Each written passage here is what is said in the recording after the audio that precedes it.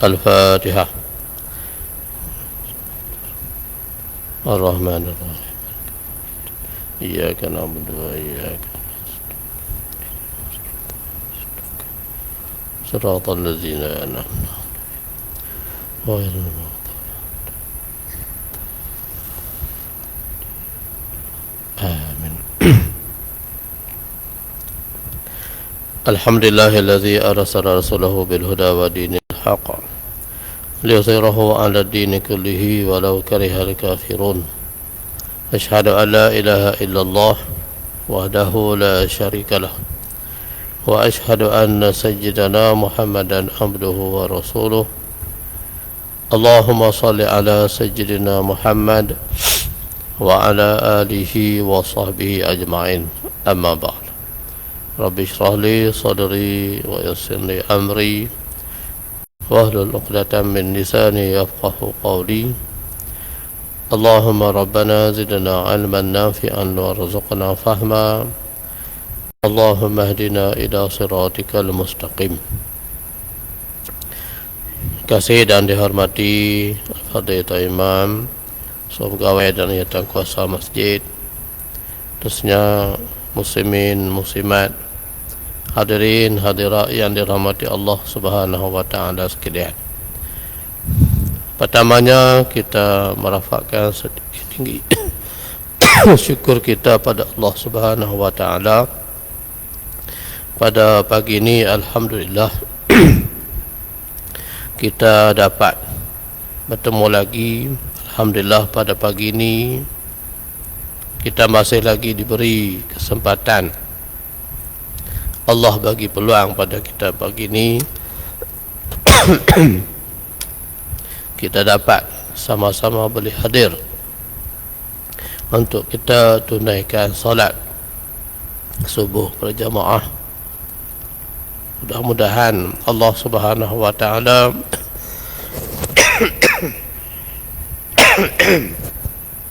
memberi kekuatan kepada kita untuk kita dapat melaksanakan segala kewajipan yang difardukan oleh Allah kepada kita dengan sebaik-baiknya.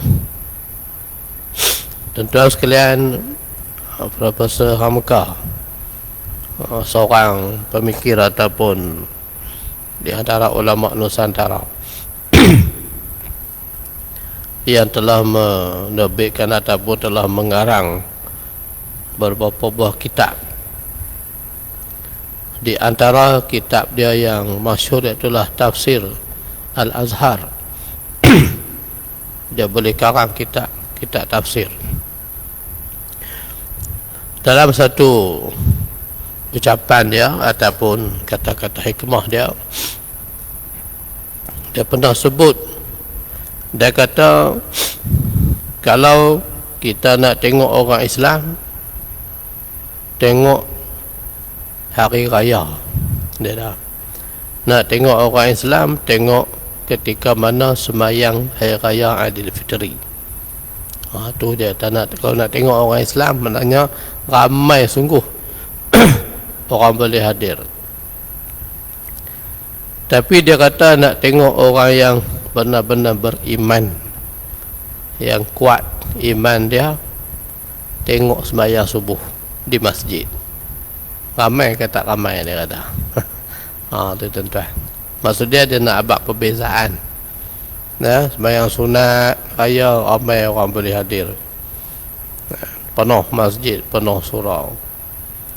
Tapi bila sembahyang subuh berjamaah, Allah Rabbi, macam kita dah tengok lah, tak sama seperti mana sembahyang raya. Ini tuan-tuan Islam, tuan-tuan sekalian, sebab tu ada ulama sebut di atas lagi, kamu tengok sembahyang subuh tak macam sembahyang Jumaat. Sembahyang subuh, dia kata sembahyang subuh di masjid tak seperti mana sembahyang Jumaat.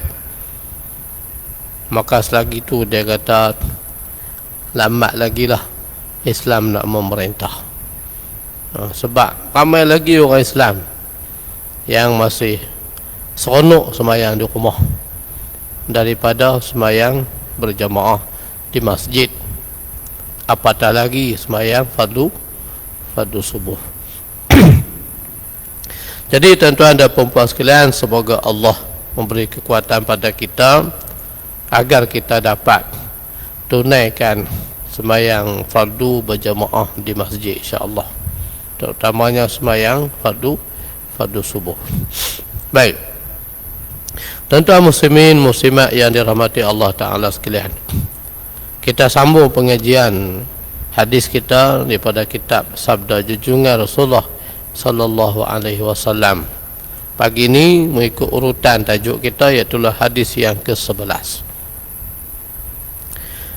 daripada Abu Hurairah radhiyallahu anhu. Telah bersabda Rasulullah sallallahu alaihi wasallam, Allah Subhanahu wa taala berfirman. Nabi menyampaikan apa yang difirmankan oleh Allah Subhanahu wa taala. Ahabu ibadi ilayya ajaluhum fitran. Pendek tuan-tuan. Ahabu ibadi ilayya ajaluhum fitran. Maksudnya sekasih-kasih hambaku di sisiku. Maknanya di antara orang yang Allah paling sayang, Allah paling kasih di kalangan hamba dia, iaitulah mereka yang segera berbuka. Orang yang bila masuk waktu terus dia berbuka. Ini cerita bab puasa lah tuan-tuan. Kita dah lepas dah puasa. Alhamdulillah, puasa Ramadan. Cuma ada lagi lah yang duk perhabis puasa 6, tak habis lagi kan. Ada lagi 2 hari, hari ni dengan esok last.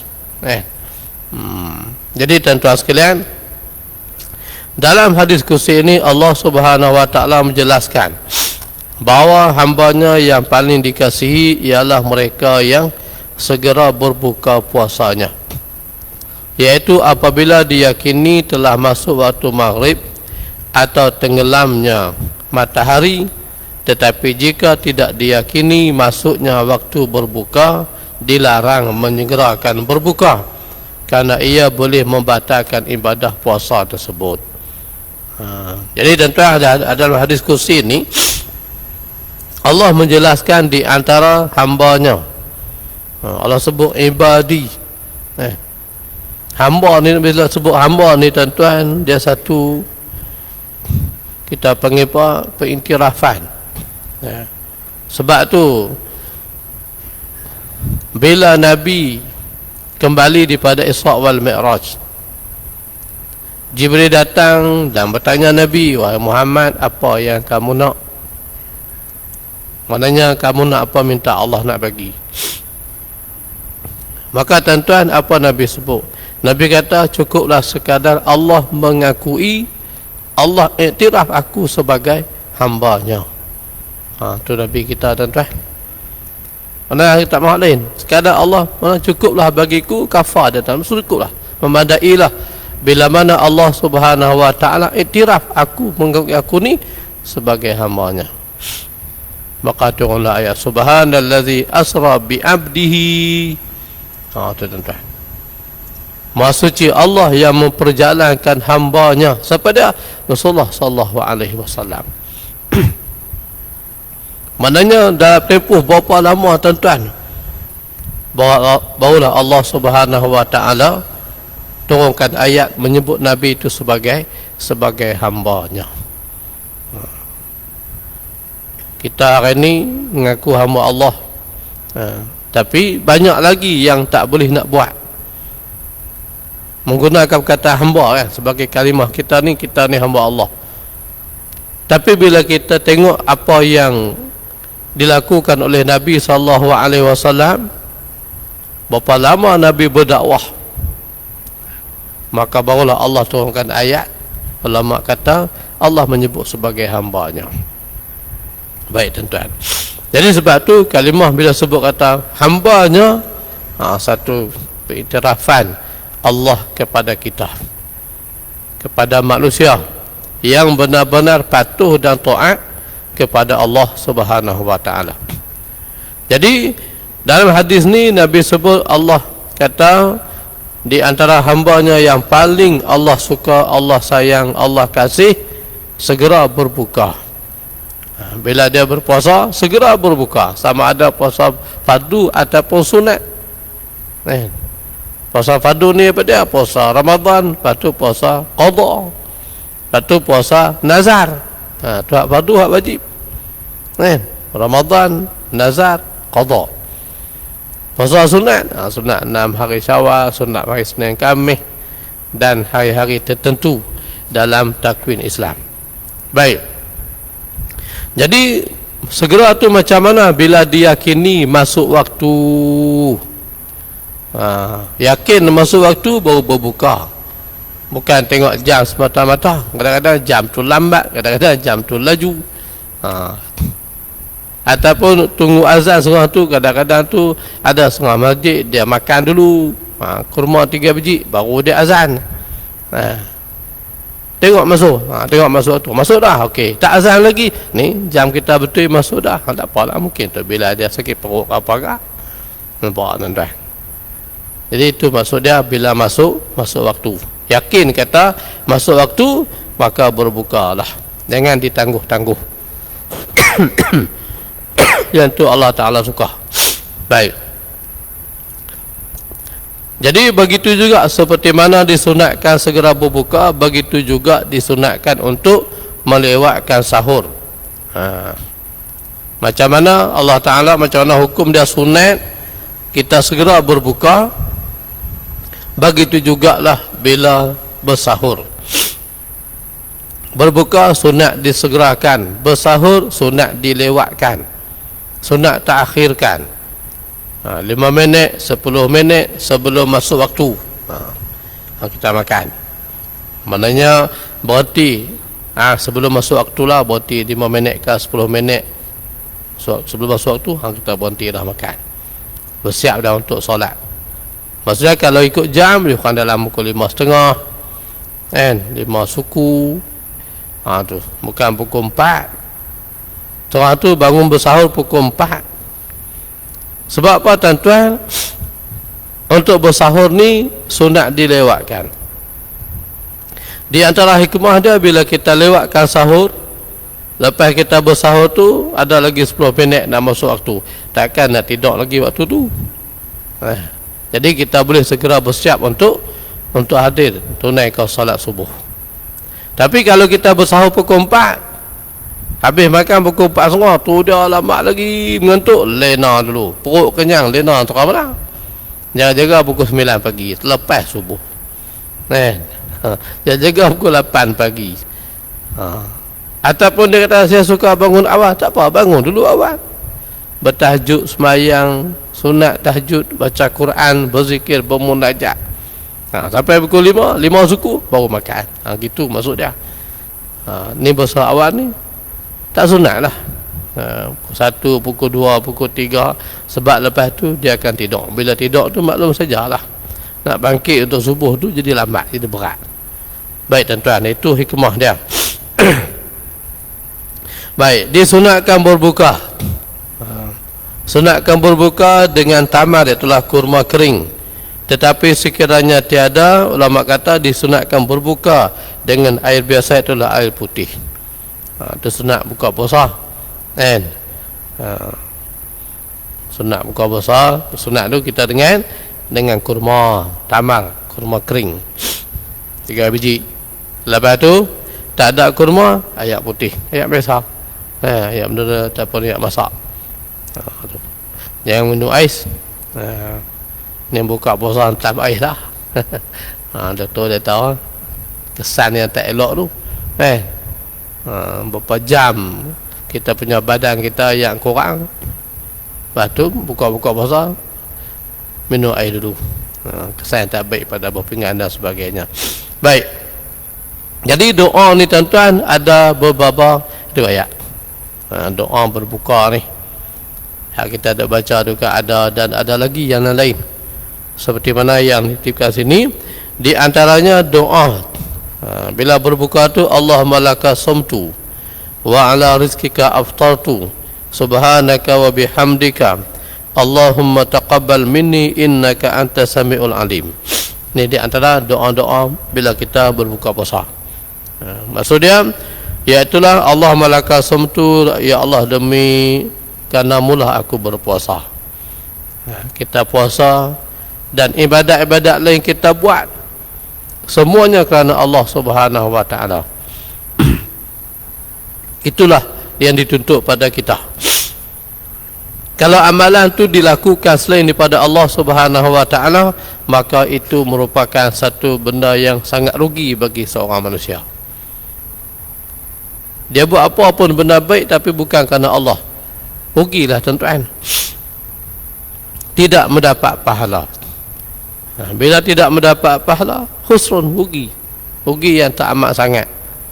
Tak ada bekal yang kita nak bawa. Takut jadi macam syok sendiri.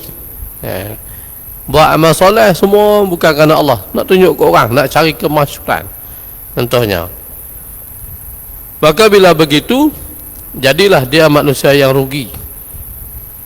Dunia mungkin dia disanjung, dia dihormati, dia dipandang tinggi oleh orang lain, tapi di akhirat sana tak ada nilai dia di sisi Allah Subhanahu wa taala daripada amalan-amalan yang dilakukan. Sebab tu niat tu kita kena jaga. Imam Nawawi dalam kitab dia Mata Arba'in, dia meletakkan hadis berkaitan dengan niat ni duduk nombor 1. Innamal a'malu binniyati. Semua amalan itu berdasarkan kepada niat. Niat tu penting.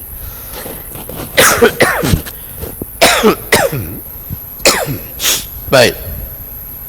Wa ala rizqika aftartu, dan di atas rezeki yang Allah berikan kepada kita, kita berbuka. Itu makna kita doa buka puasa kan. Subhanaka wa bihamdika, maha suci engkau dengan kepujianmu, Allahumma taqabbal minni, ya Allah terimalah daripada aku. Bila kita beribadat, di antaranya berdoa pada Allah supaya Allah menerima ibadat yang kita buat. Tuan-tuan. Sebab tu Imam Syafi'i kata, setiap kali lepas kita tunaikan ibadat, terutamanya solat, di antara yang perlu ada pada diri kita tu ar-raja'u, maknanya harap sungguh-sungguh. Kita mengharap sungguh-sungguh supaya Allah Subhanahu wa taala menerima ibadat solat kita tersebut yang kita buat tadi tu. Harap sungguh-sungguh supaya Allah Ta'ala terima. Itu kena ada kat kita. Jadi antara usaha kita berdoa pada Allah, Allahumma taqabbal minni, ya Allah terimalah daripada ibadat yang ku buat ni. Bukan hanya kita mohon pada Allah terima doa kita, kita ada selalu minta Allahumma rabbana taqabbal minna doa'ana, istajib doa'ana. Lain pada tu minta Allah Ta'ala terima amalan kita.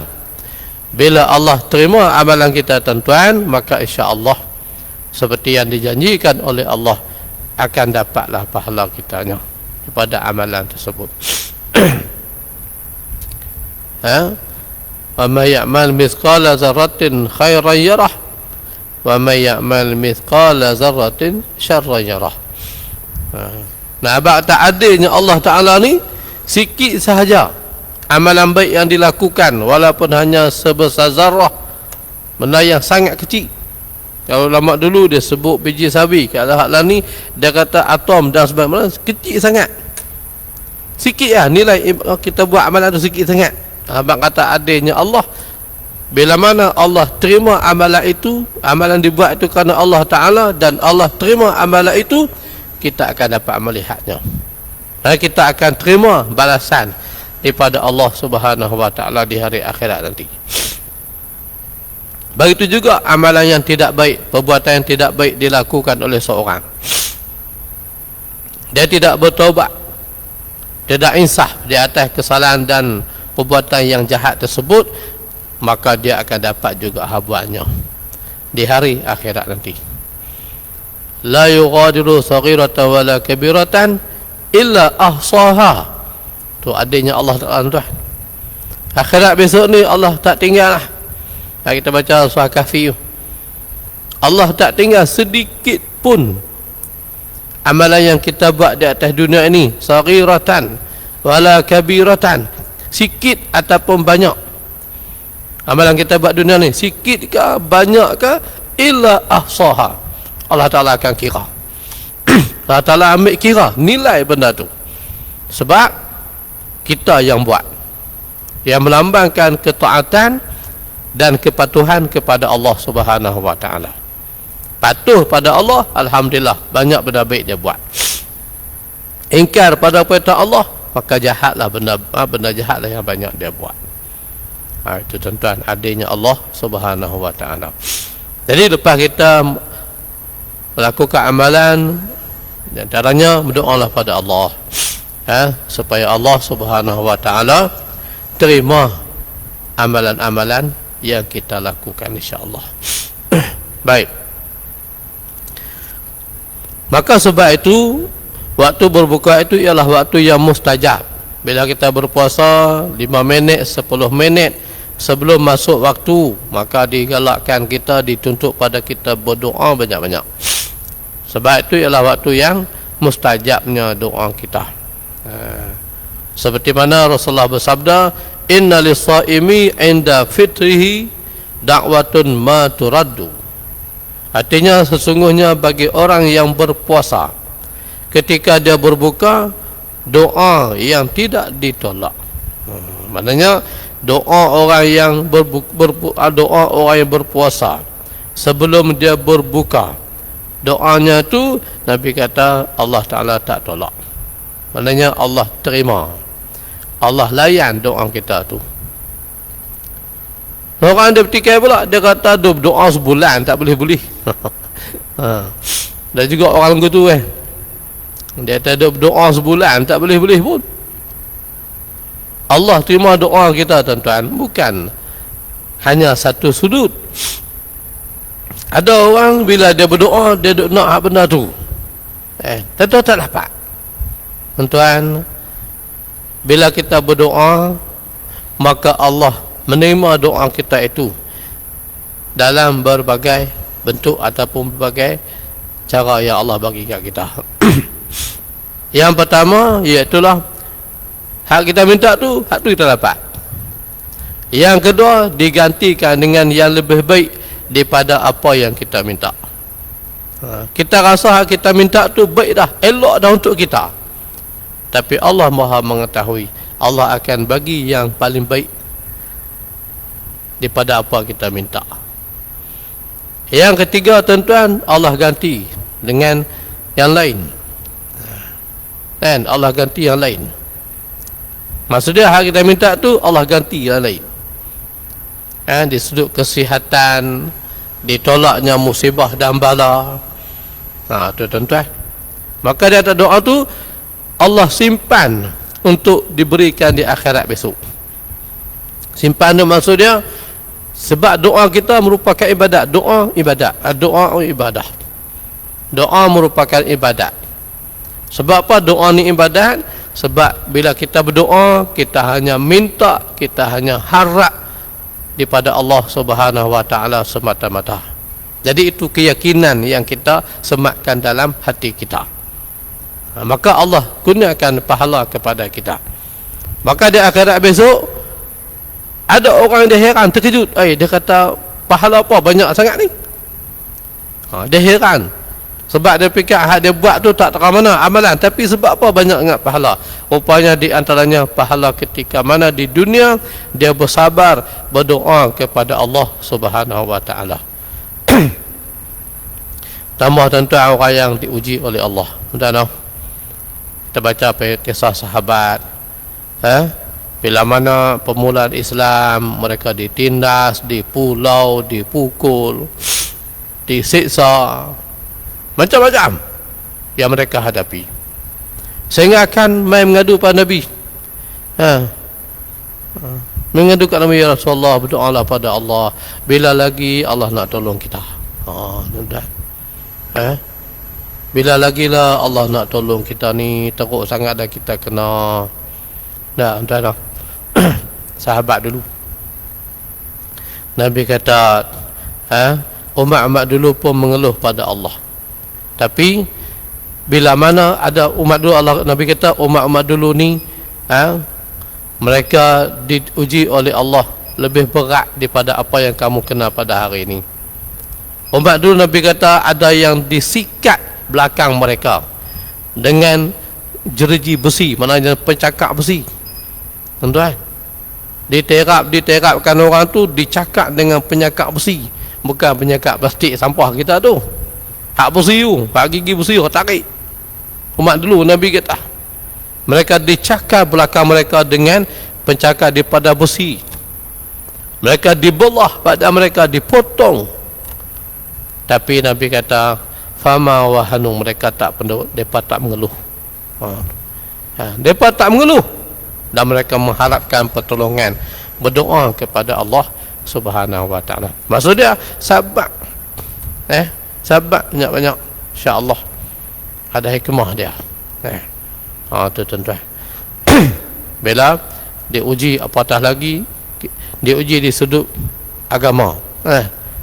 Kita hari ni diuji di sudut agama kita. Orang Islam sebahagiannya dia tak mau jaga agama. Dia nak jaga kuasa lebih pada agama. Dia nak jaga pengaruh. Maka akhirnya agama letak nombor 2. Bila agama letak nombor 2 tuan-tuan, tunggulah kebinasaan, kerosakan terhadap umat dan juga negara itu sendiri. Tu kita takut. Sebab tu kita yang faham, jangan mengalah, berdoa banyak-banyak, beribadat sungguh-sungguh pada Allah. Sampaikanlah agama Allah ni, berdakwahlah tuan-tuan dengan kadar ilmu dan kefahaman kita dan kemampuan kita. Kerana kita boleh sampaikanlah agama Allah tentang Islam itu, insya-Allah. Tu tanggungjawab kita tuan-tuan. Baik. Jadi itulah dia kata doa orang berbuka tuan-tuan, banyak berdoalah. Berdoa banyak-banyak apa hajat kita. Kalau tak mau berdoa Arab, Melayu pun tak apa. Doalah dalam bahasa Melayu kita. Allah Maha mengetahui. Sebab tu ada dalam hujung doa tadi, Rabbana taqabbal minni innaka antas samiul alim, ataupun Rabbana taqabbal minna. Kalau kita baca seorang, minni, kalau kita ramai, minna lah daripada kita, daripada kami. Innaka antas samiul alim, sesungguhnya engkau maha mendengar lagi maha mengetahui. Itu sifat Allah Subhanahu wa taala. Jadi tuan-tuan, maka ada lagi doa ketika berbuka tu lain pada hak tadi. Di antaranya iaitulah daripada Abdullah, dia kata apa? Allahumma inni as'aluka birahmatika allati wasi'at kulla syai'in an taghfira li. Ini di antara doa berbuka puasa. Artinya, ya Allah, sungguhnya aku mohon dengan rahmat-Mu yang meliputi segala sesuatu, supaya engkau mengampunkan aku. Ni doa nak buka di antaranya, iaitu berdoa kepada Allah Subhanahu wa taala dengan rahmat Allah Subhanahu wa taala, maka mudah-mudahan Allah mengampunkan dosa. Itu harapan kita kepada Allah taala.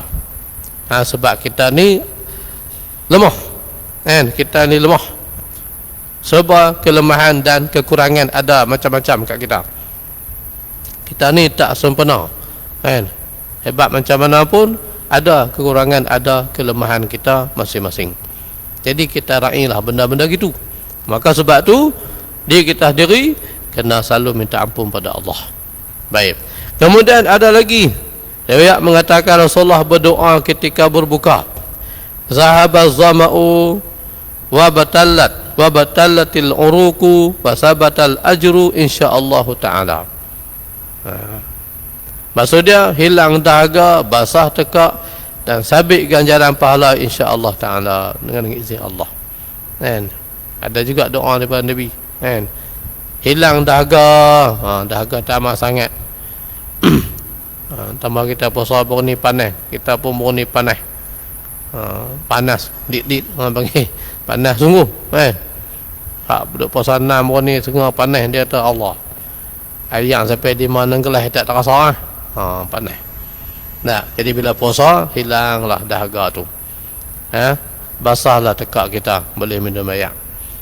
Itu tuan-tuan, ujian Allah pada kita. Hak teori sains tu bagai-bagai lah.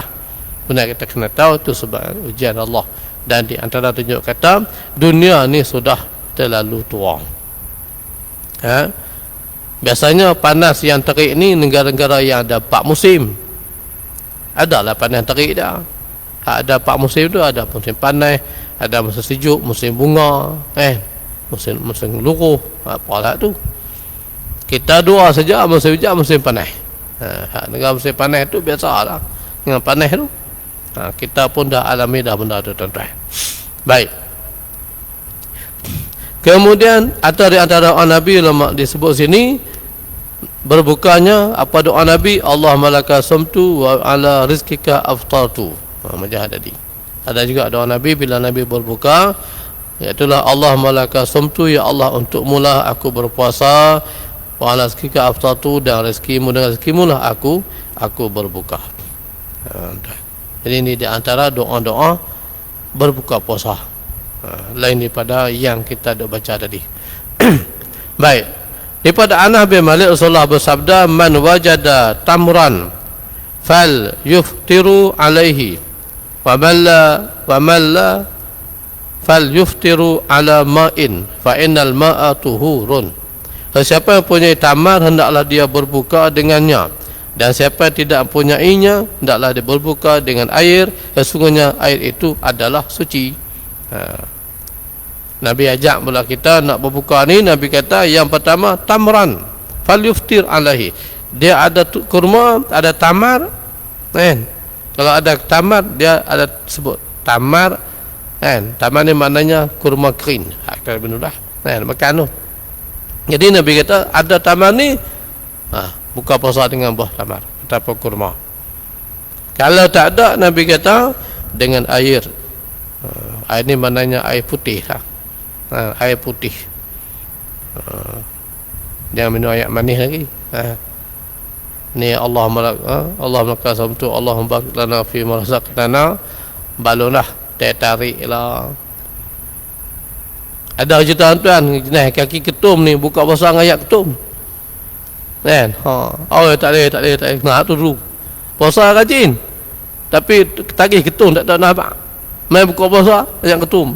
Tu dia segelas kena ayat ketum. Orang kuat dia kata tarawih 40 rakaat pun tak apa. Mohon tak pi tarawih tu. Ajar dia alasan. Buka puasa dengan ayat ketum. Hak parah lagi sokok, lagi sekat. Kena ayat segelas. Pergi sokok ni dia kata kemai tak ada makan tak apa dah. Boleh sokok tak apa dah. Tak boleh tinggal sokok tu.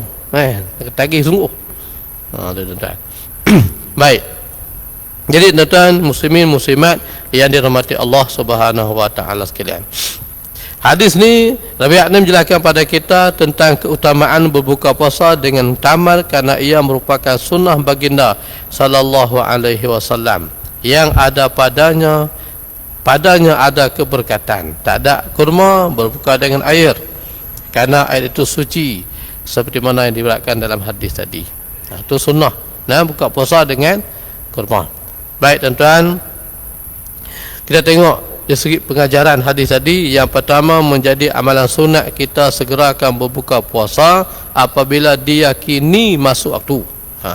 Maksudnya sunat segerakan buka puasa bila kita benar-benar yakin masuk waktunya. Tak yakin jangan betul tak betul ngap betul. Yakin betul kita makan. Baik. Yang kedua, sunat berbuka puasa ni dengan mengikut urutan, iaitu mula dengan tamar, rutab dan air biasa. Rutab ni kurma basah. Sunat kan kurma dulu, kalau ada rutab, lepas tu air biasa.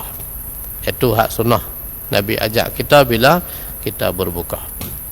Kemudian waktu berbuka seperti mana dalam hadis tadi ialah waktu yang mustajabnya doa. Jadi kita bila kita puasa sunat ke, puasa fardu ke, hak wajib, tuan jangan disebutkan tadi, banyakkanlah berdoa kepada Allah Subhanahu wa taala, sebab ia merupakan waktu yang mustajab.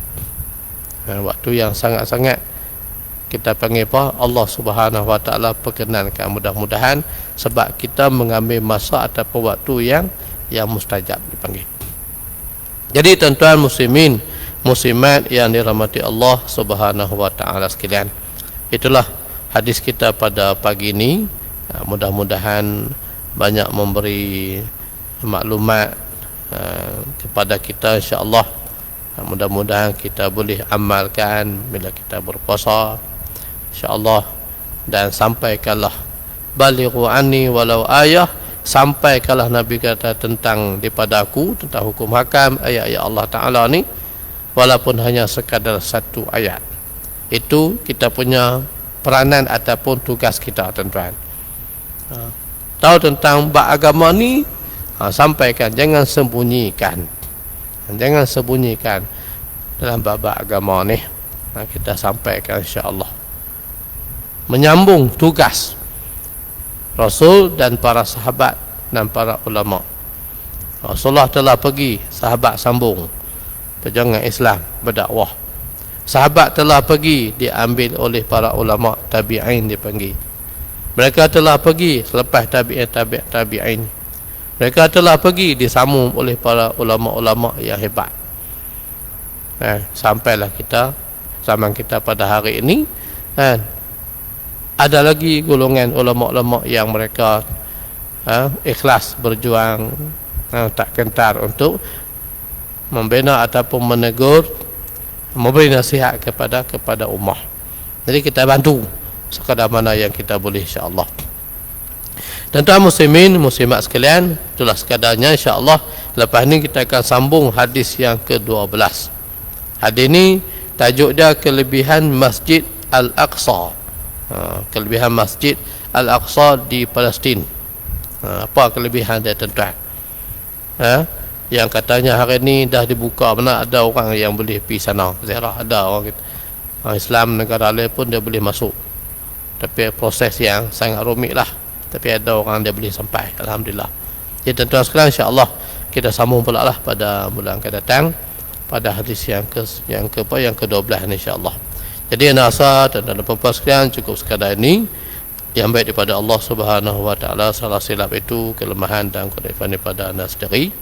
Bila sama-sama kita tangguhkan majlis ilmu kita pagi ini, kita baca surah Fatihah, mohon pada Allah Subhanahu wa taala supaya Allah Taala sampaikan pahala bacaan kita ni pada tuan-tuan guru kita. Dan 2-3 hari lepas kita sambut hari guru, kan? Hari guru sasa pun ni, kan? Hari guru. Generasi apa tau? Generasi apa? Madani, bukan Madani, Rabbani. Dia nak jadi Madani kena Rabbani dulu. Ni jadi Madani tak ada Rabbani, itu jadi pelik. Madani ni bertamadun, maju. Tak maju apa kalau hang tak kenal Tuhan.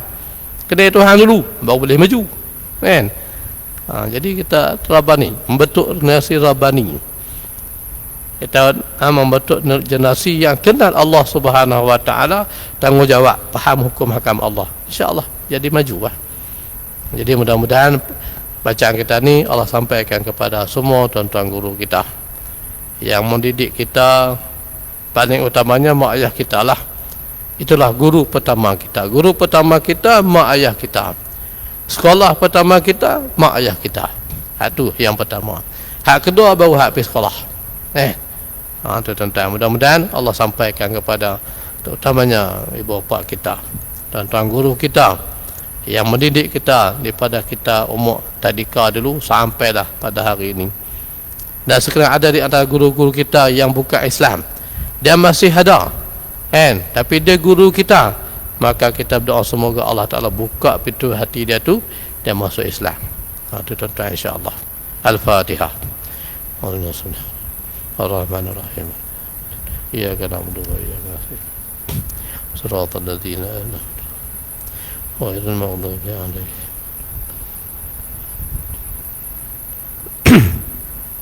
A'udzu billahi minasyaitonir rajim.